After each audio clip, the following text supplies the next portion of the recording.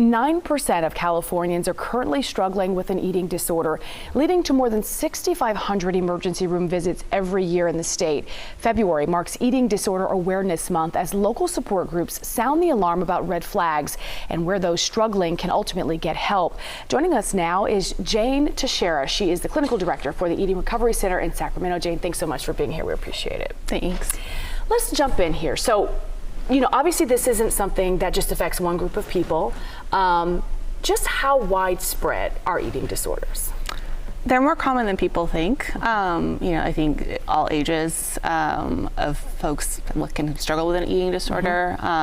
So I think it's more common than people think, and then also a lot of people are not aware of eating disorder symptoms. So they might have an eating disorder, but not get diagnosed or not be asked by their doctor. So they might not be aware that they even have one. Sure. And let's talk about what are some of those things. What are the symptoms that people and families need to be aware of?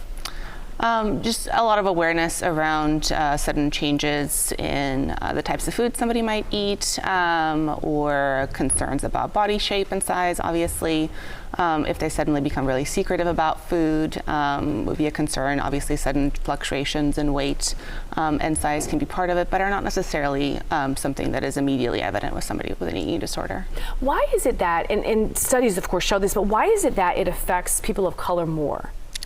I think because they're less likely to be asked about eating disorder symptoms, and also something that is common as far as being a trigger for potential eating disorders is things like feeling like you're not fitting in with a larger culture or the expectations of the standards of beauty and things like that, but also potentially things like food insecurity and concerns around that can also trigger things like binge eating. And of course, social media does not help at all. Talk about some of the barriers to when it comes to receiving care. So let's say someone recognizes a family member.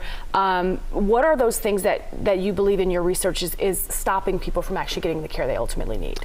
I think a lot of people tend to think that they're not as sick as they are, because it's, there's so much in the media and kind of around that promotes a lot of really disordered relationships with food. So people tend to, even when they come into our center, feel like, oh, well, I'm not that sick. I don't really belong here. And kind of the predominant image being of folks who are really, really sick with anorexia, that people tend to kind of assume that that's what an eating disorder looks like, and that's the only way that it presents. We're looking at this data here on the screen. 28.8 million people have a disorder, and there are more than 10,000 deaths a year. Talk more about the advice for people. What can they do? How can they reach out? And where can they go for help?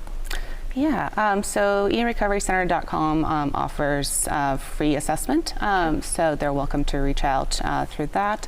They can also connect with their primary care doctor for additional referrals, or any qualified therapist that has some eating disorder experience can usually be a support system. A lot of good information. The number there on your screen for folks who need it there, and eatingrecoverycenter.com, you said, has that free assessment as well. All right, thanks for being with us this morning. We appreciate it.